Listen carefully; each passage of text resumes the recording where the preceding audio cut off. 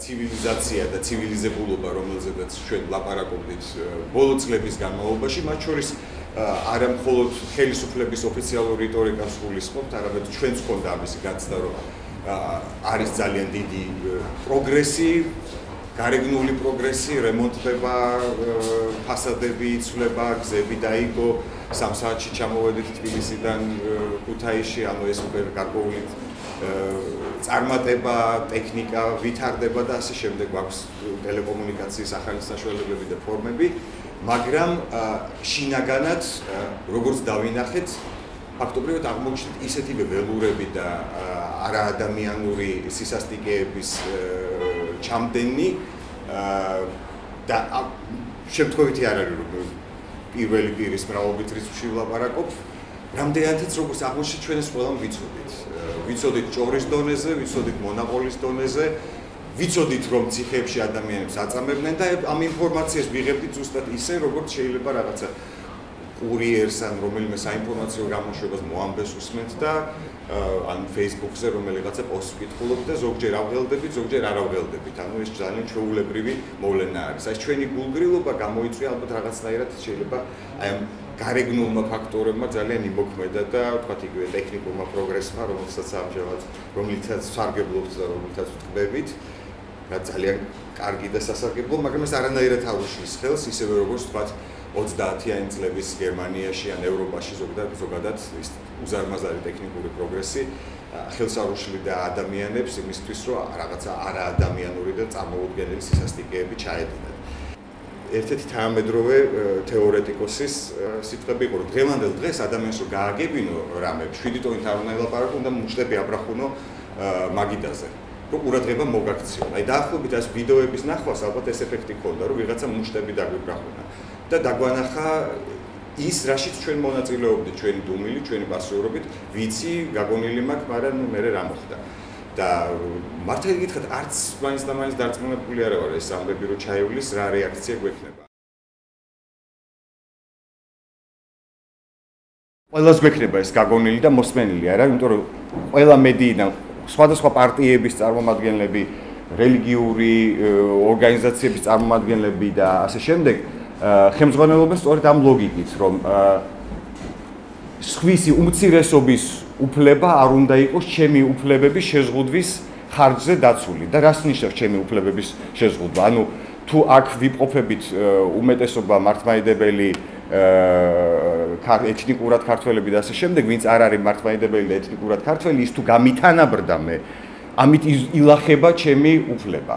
იმიტომ მე ვერანაირი სხვა ტიპის უფლებების შეზღუდვა, არანაირი ლოგიკური არგუმენტაცია იმისა, რომ რატო არ შეიძლება იყოს თქვათ ქართველი ან არაქართველი კრიშნაიდი გათანაბრებული ჩემთან, არანაირი ლოგიკური არგუმენტი ამისა არ არსებობს, არა, იმიტომ რომ უმრავლესობის ლოგიკით თემს რაც ადია მას იზამს თავის თემობის წესით, არა? ანუ რადგან ბეტინი ვართ, უნდა დავჩაგროთ, აი ჩვენი უფლება არის, წმინდა უფლება, რომ დავჩაგროთ ის, ვინც არ არის ამ ნიშნით გაერთიანებული უმრავლესობაში.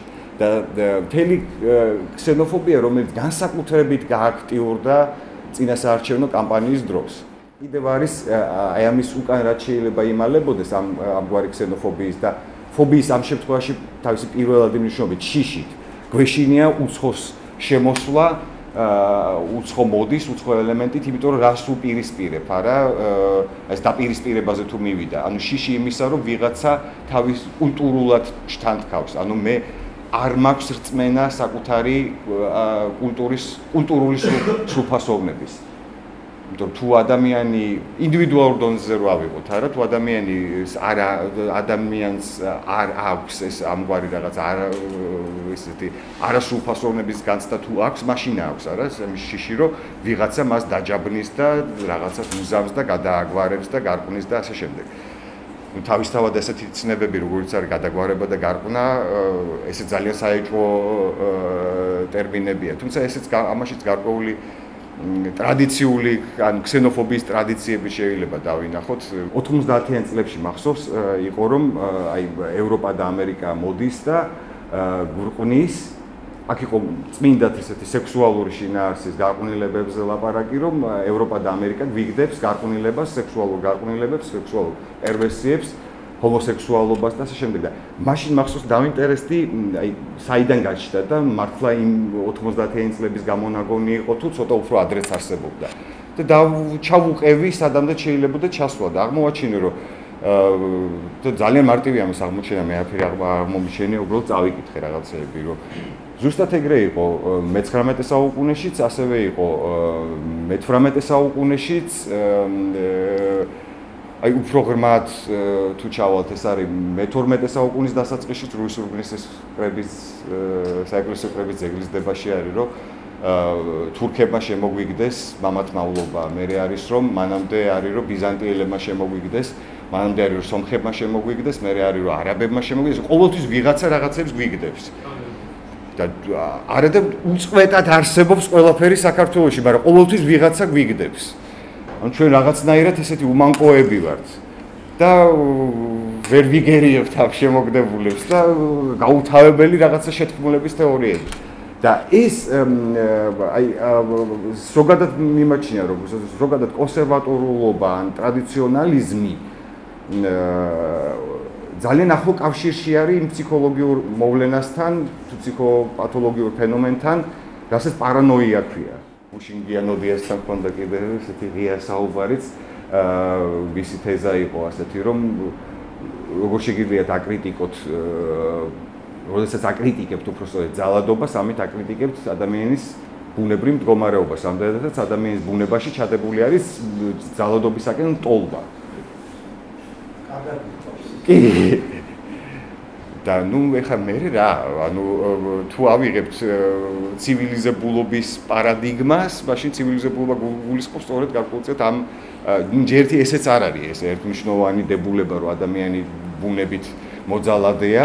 ძალადობისკენ ტოლვა ეს არის ყოველთვის რაღაცა ტიპის ფსიქიკური რეპრესიების შედეგი და მე ამას მე მგონი ძალიან ზედაპირულ დონეზე შეგვიძლია დავინახოთ. იცით, აი მე ამას თბილისში ჩამოსვლისთანავე აეროპორტის ტრაპიდან მე ვამშევ თვითმფრინავში ჩაჯდომისთანავე უკვე თბილისისკენ მომავალი თვითმფრინავის, როდესაც აგრესიული მეტყველების ტონი ისმის, გინება, მუქარა, ანუ ადამიანებს იმდენი ტრამვა აქვთ მიღებული, აი სწორედ ქართული ტრადიციული სოციალიზაციიდან იქნება, რა ვიცი, ალბათ ოჯახებიდან მოდის თუ სკოლიდან მოდის თუ აი სოციალიზაციის შედეგად იმდენი ტრამვა აქვთ მიღებული, რომ მხოლოდ აგრესიით, გინებით, მუქარით, ძალადობისკენ ტოლვით შეუძლიათ გამოხატონ, არა? მაგრამ ეს ყველაფერი რაღაც გარკვეულწილად ინდივიდუალურ ან მიკროსოციალურ დონეზე.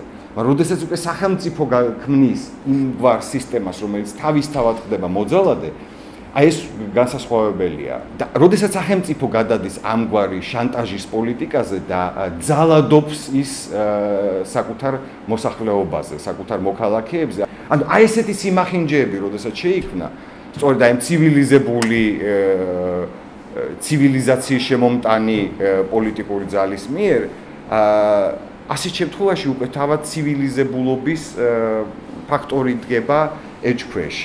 როდესაც არის მკაცრი კანონმდებლობა, აი თქვა მობილურის მოპარვისათვის, უსიამოა, ხა არ მინდა რომ მეც მომპარვონ მობილური, მაგრამ მობილურის მოპარვისათვის, როდესაც ადამიანს უსჯი 10 წელიწადს 10 წელიწადი ციხეში გატარებული ადამიანი თან ასეთ სასტიკ პირობებში გატარებული. იქიდან კარგი ადამიანი ვერ გამოვა.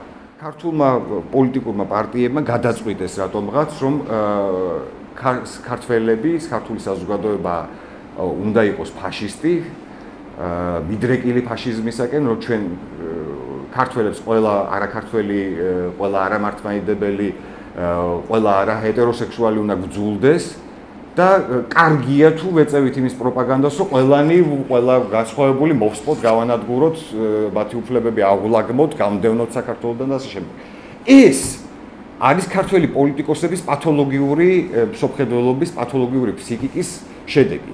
და მე ვფიქრობ, რომ საზოგადოება უნდა იყოს გარკვეული, სამოქალაქო საზოგადოება თუ კერძო ადამიანები, ინდივიდები უნდა ვიყოთ კედელი იმისა, რომ თავი დავიცვათ ქართველი პოლიტიკოსებისაგან. მე მგონი დღეს არის ერთ-ერთი მთავარი ამოცანა, რომ მათ ვგონივართ ჩვენ პოტენციური ფაშისტები. და საკუთარი პათოლოგიური წარმოდგენების ჩვენზე პროექცირებას ისინი უნდა მოეშვან და მოეშვან ხალხის გაბოროტებას და ერთმანეთზე წამქეზებლობას. იმიტომ რომ მე რასაც ვაკვირდები ეს ბოლო 20-25 წელია პოლიტიკოსობა რატომაც გაიგივებულია წამქეზებლობასთან. ნუ რაც უფრო გადავკიდებ ადამიანებს ერთმანეთს, ავაქეზებ ერთმანეთზე, მე უფრო მეტ ხმას მოვიგებ. და რეალურად ის რომ ჩვენში გაღვივდა, ჩვენ საზოგადოებაში გაღვივდა ამდენი სიძულვილი, აგრესია, მართლა გაღვივდა ქსენოფობია, ბძულს, ყველა არაქართველი გადავეკიდეთ აფხაზებს, გადავეკიდეთ ოსებს, სომხებს, აზერბაიჯანელებს, რუსებს, ებრაელებს, რა ვიცი, ყველას ვისკენაც ხელი მიგვიწდა. ეს არის ზემოდან ჩანერგილი. ეს არ არის ადამიანის პირველადი ბუნებიდან გამომდინარე. ადამიანის პირველადი ბუნებიდან არ არის მოძულე, აგრესიული და კაციჭამია არსება. ანუ მასში ყოველთვის ცივილიზაციის გარკვეული ჩარევების შედეგად გარედან და ზემოდან ჩარევების შედეგად ხდება მასში ჩანერგვა სიძულვილის, აგრესიის, ზიზღის და ასე შემდეგ. და მე მგონი ერთ-ერთი მთავარი ამოცანა უნდა იყოს სწორედ ის, რომ ადამიანები, ინდივიდები წინ აღუდგნენ აი ამ შემოტევას, აი ამ ვირუსების შემოტევას, სიძულვილის ვირუსების შემოტევას, რომელიც მოდის პოლიტიკოსებისგან და შესაბამისად ისინი მივახვედროთ იმას, რომ თავი დაგვანებონ და ოდესმე შეიძლება გაჩნდეს სწორედ საზოგადოებიდან იმ ტიპის პოლიტიკური პარტიები და იმ ტიპის პოლიტიკური ორგანიზაციები, რომლებიც იქნებიან არა სიძულვილის მხარდაგებლები იმის გამო, რომ მეტი ხმა მოიპოვონ, არამედ სწორედ ადამიანთა ინტერესების დამცველები, თქვათ, იქნება ეს ბუნების დაცვა, ადამიანის პირველადი მოთხოვნილებები, რაც მგონია, რომ პოლიტიკის მთავარი ამოცანა არის, არა საქართველოს გაფრწყინებისთვის, პროგრამაში საქართველოს გაფრწყინების ჩაწერა, არამედ სოციალური პრობლემების მოგვარება და სოციალური უზრუნველყოფა, დასაქმება, ბუნების დაცვა და ასე შემდეგ. ნამდვილად არავის გულწრფელები თუ ვიქნებით, ისეთი აბსტრაქტული და არაფრის თქმელი ლოზუნგები, როგორც რაღაცების გაფრწყინება, არავის ნამდვილად გულზე არ გვადგას, მაგრამ 20-25 წელია მეტი არაფერი არ გვესმის პოლიტიკოსებისგან და მე მგონი, აი რაღაცა უკვე ინსტინქტის დონეზეა, პოლიტიკა იგივდება ჯოს სახელთან, არა? და აი სწორედ რაღაცნაირად უნდა მივახვედროთ პოლიტიკოსები, რომ ან თავიანთ ამ პათოლოგიურ ფანტაზიებს მიხედონ თვითონ, ან დატოვონ მართლა პოლიტიკური სცენა, იმიტომ რომ მართლა აუტანელი გახდა მათი სიძულვილის იდეოლოგიების მიღება.